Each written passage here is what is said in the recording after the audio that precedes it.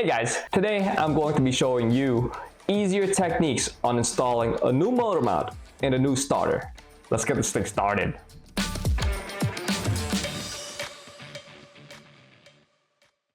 Now for those of you guys who are new to this channel, my name is Carl, and this channel is dedicated to all things mods, DIY, and engineering for your second and third gen Tacomas. So make sure you smash that like and subscribe button already. Do it now, guys. This motor mount lasted less than a year, guys, and I'll go over why it failed and more towards the end of this video. So make sure you stick around till then. And with that, let's get to the truck.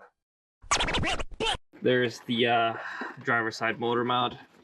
That rubber is starting to basically break through the bottom there. So all that wheeling has worn that rubber away. Here's the passenger side. The rubber still looks okay. So it also looks like with that blown motor mount, this cat was smashing to the cabin here. See, all the insulation's pretty much undone. So let's start with undoing these two bolts on this brake line. And that's a 12mm socket, or in my case, a ratcheting wrench. Now we should be able to flex this somewhat out of the way. Just to give you guys an idea of how much space we have here. I can only fit like maybe my hand right here. See how much space that is? So it's really tight when it comes to working on the starter. And now we could undo this nut here on the starter.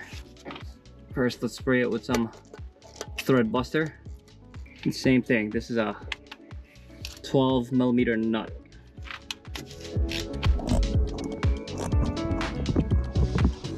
It's definitely good to feed back the nuts so we don't lose it. And we can also undo this wire harness. This is the grounding for the engine itself. It's also getting in the way, so we'll have to undo this one.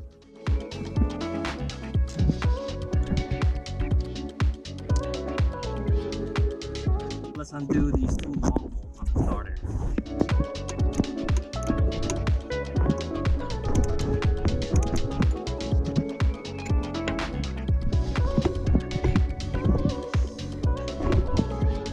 Now we could undo these two 14mm bolts onto the starter itself, and I'll be taking an extension and a CV joint in order to take those off, since as you can see back here, not really much room to work.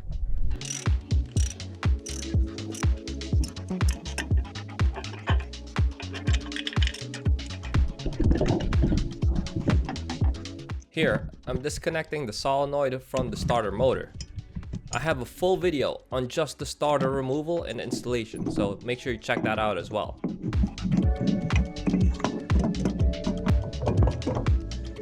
Alright, so it looks like the motor mount collapse is just enough so I can't take that starter off. I am jacking the motor and transmission on the driver's side of the bell housing.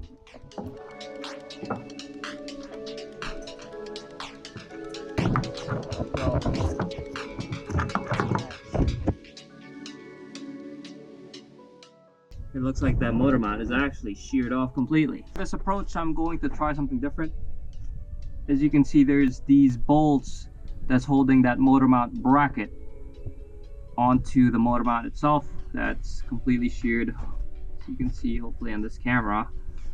So I'm going to take off the 3 bolts that you see there. But there is also a wire harness right there on that bottom left bolt. That's that wire harness is basically in the way. So there's a 10mm, it looks like a 10mm bolt that undoes the wire loom from that bracket. So I'm gonna do that now. So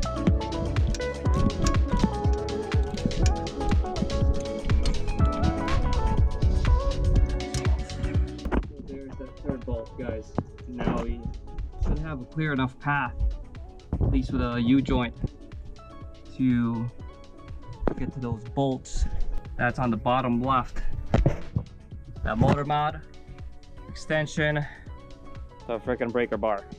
So if you can't go short, you go long.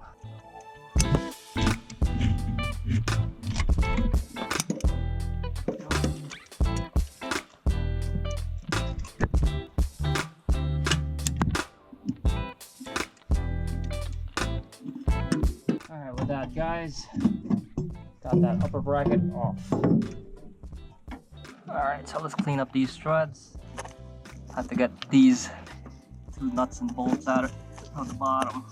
Look at all that mud.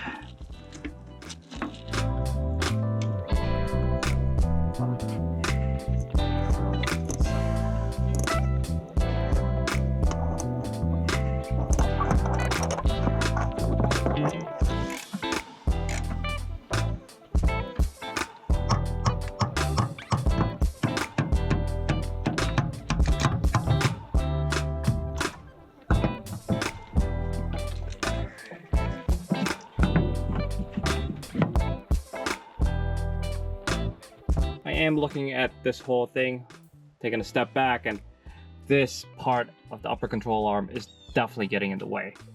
So I think for this approach with the installation, especially with the mount being completely assembled when I reinstall it, it will be much easier if I remove this upper control arm, to be honest. I know this is going to be a lot of removal, but having your hand just working like this inside this part of the engine really sucks.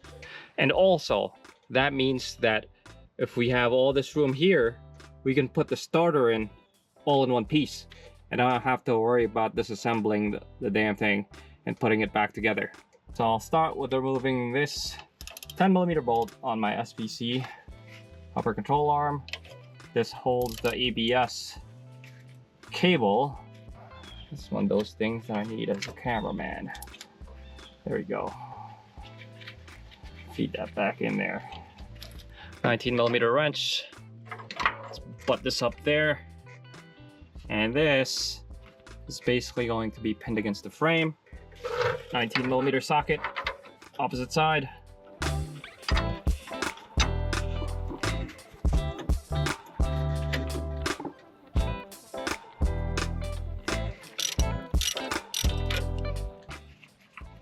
That's it. Hammer this outwards. Now I have removed the harness that was against the body here. So watch my full video on the upper control arm to see what I'm talking about. Just hammer that outwards. See how much more room we got here. And I think I should be able to just put the starter right through here without any problems. Here we are with the busted motor mount. Taking a little bit of an autopsy here. This is what you saw from underneath the truck. The rubber's all jacked up. And the stud basically sheared off. See that? It's still attached to the upper bracket here. Now onto this this bolt here. I don't know if you can see that on the camera, but there's that bend. I'll keep spinning it so you can kind of see. See that? Yeah, all that four-wheeling definitely wore down this long bolt here. I ordered another one through Toyota, so that should be coming in tomorrow. Here is the new motor mount that I will be replacing the old one with. This new one I got is Anchor 9599. This is one of the cheaper ones. To be honest with you guys, I'm just doing this to temporarily get the truck back on the ground. I have a trip, and in reality, I should be redesigning this whole system. 35s on 6-speed manual transmission really puts a lot of stress on that driver's side motor mount. So with that, I'll definitely have to build something a little bit more beefy. With this one, it doesn't come with the nut, so I'll be taking the nut off of this bracket, and I'll install everything loosely to make it easier for pretty much placement and installation. So let's clean this up, take it off.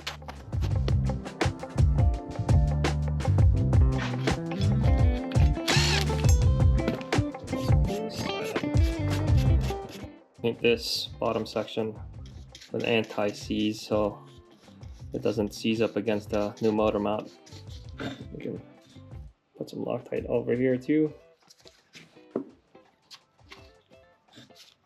Lock wash and or not on there. Loosely. That allows the play. We'll button everything up a little bit later. Here are the two nuts and bolts for the motor mount. We can also clean up. For wire brush.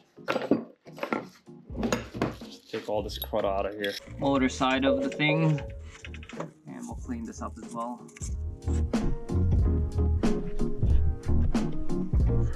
We can also apply anti-seize onto that mating surface.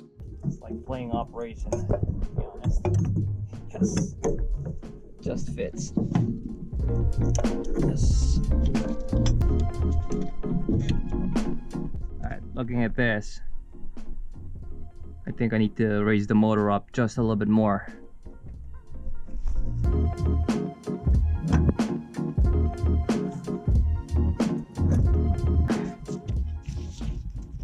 Yes, there we go. One bolt in, almost in. There we go.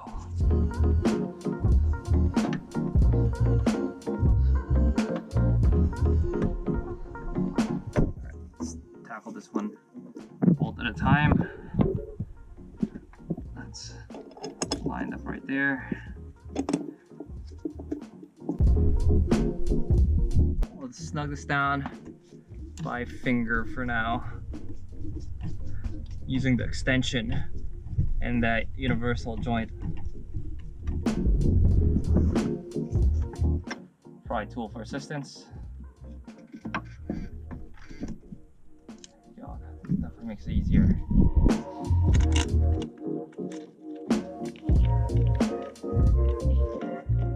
The last one is behind this thing.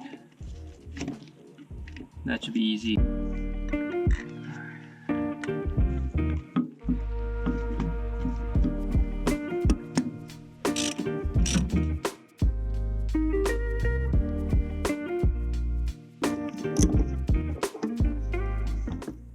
Loctite. Now I can tighten that up.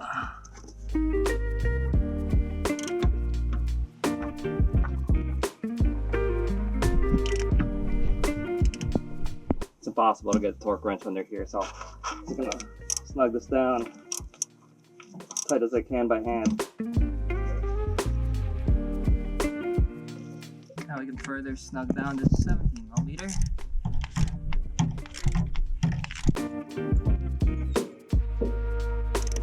Down a bit more. 3 bolts, torque down to 31 foot-pounds. So now we gotta install this bolt behind that motor bracket.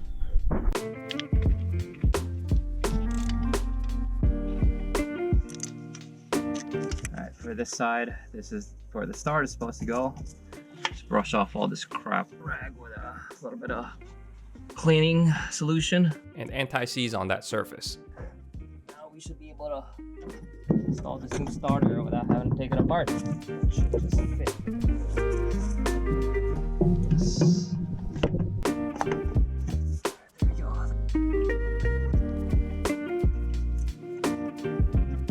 Alright, now let's torque down these two 14mm bolts to 27 foot-pounds.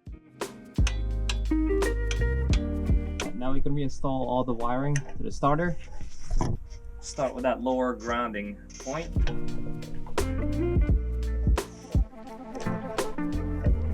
Ratcheting wrench.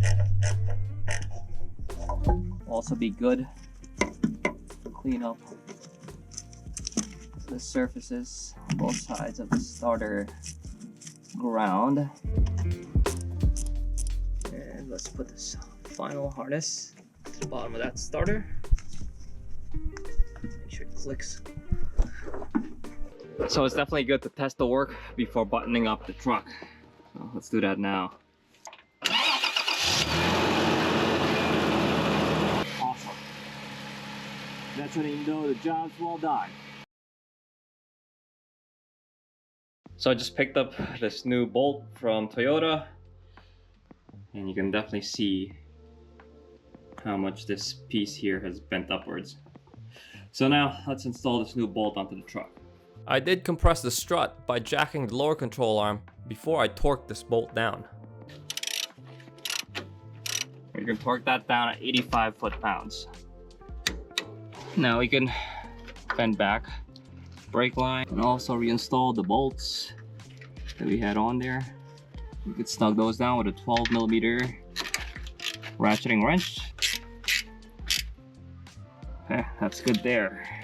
And we're gonna install this ABS cable back in its original position on the upper control arm. And that's snug. So it's good to go. On that last motor mount, I had 15 solid days of four-wheeling, and that's probably why it failed. And as far as the starter goes, that's probably the several years of mudding that I've done. So eventually all the water got in there and corroded some of the terminals. As I mentioned earlier, guys, if you are planning on tackling this work, I would highly recommend you watch my videos on the upper control arm removal and my previous starter removal, and that will be linked in the description below. And to be honest, guys, partially removing that upper control arm made the work so much easier. And here's another thought, guys, and you can do further research on it. If you have a manual transmission, you're actually putting more stresses on the motor mount as opposed to an automatic transmission. And here's why. The torque converter on an automatic transmission has a higher parasitic drivetrain loss, especially at low speeds, because it's a fluid coupler. But for the manual transmission, it's mechanically coupled. You have the flywheel attached directly to the clutch, and you have direct torque transferred right to the drivetrain. As I mentioned earlier in this video, guys, I will be redesigning this motor mount so it's much stronger. So make sure you stick around for future videos to see that happen. And with that, that's all I got, guys. If you enjoyed this video, make sure you smash that like and subscribe if you haven't yet. And until next time, peace out, everybody.